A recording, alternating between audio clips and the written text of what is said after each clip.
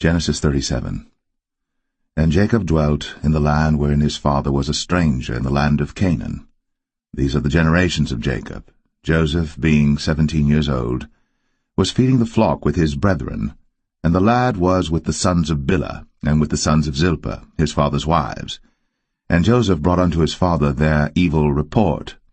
Now Israel loved Joseph more than all his children, because he was the son of his old age, and he made him a coat of many colors.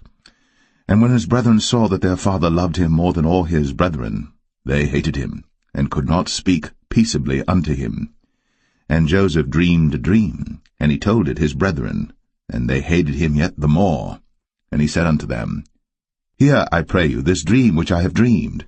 For behold, we were binding sheaves in the field, and lo, my sheaf arose, and also stood upright, and behold, your sheaves stood round about, and made obeisance to my sheaf.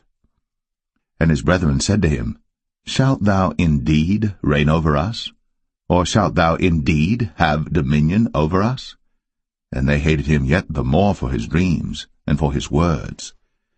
And he dreamed yet another dream, and told it his brethren, and said, Behold, I have dreamed a dream more, and behold, the sun, and the moon, and the 11 stars made obeisance to me. And he told it to his father, and to his brethren, and his father rebuked him, and said unto him, What is this dream that thou hast dreamed? Shall I and thy mother, and thy brethren indeed come to bow down ourselves to thee to the earth? And his brethren envied him.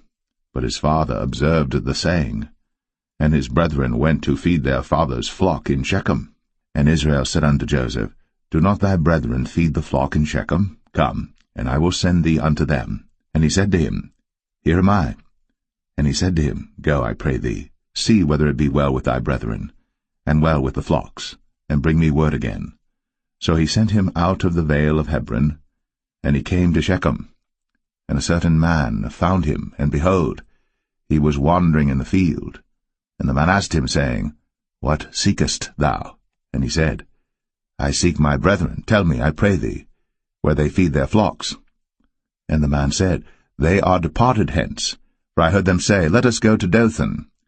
And Joseph went after his brethren, and found them in Dothan. And when they saw him afar off, even before he came near unto them, they conspired against him to slay him. And they said one to another, Behold, this dreamer cometh. Come now, therefore, and let us slay him, and cast him into some pit. And we will say, Some evil beast hath devoured him, and we shall see what will become of his dreams. And Reuben heard it, and he delivered him out of their hands, and said, Let us not kill him. And Reuben said unto them, Shed no blood, but cast him into this pit that is in the wilderness, and lay no hand upon him, that he might rid him out of their hands, to deliver him to his father again. And it came to pass, when Joseph was come unto his brethren, that they stripped Joseph out of his coat of many colors that was on him, and they took him, and cast him into a pit, and the pit was empty, there was no water in it. And they sat down to eat bread, and they lifted up their eyes and looked, and behold, a company of Ishmaelites came from Gilead with their camels bearing spicery and balm and myrrh, going to carry it down to Egypt. And Judah said unto his brethren, What profit is it if we slay our brother, and conceal his blood?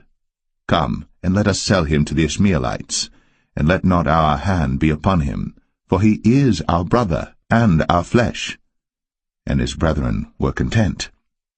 Then there passed by Midianites, merchantmen, and they drew and lifted up Joseph out of the pit, and sold Joseph to the Ishmaelites for 20 pieces of silver, and they brought Joseph into Egypt.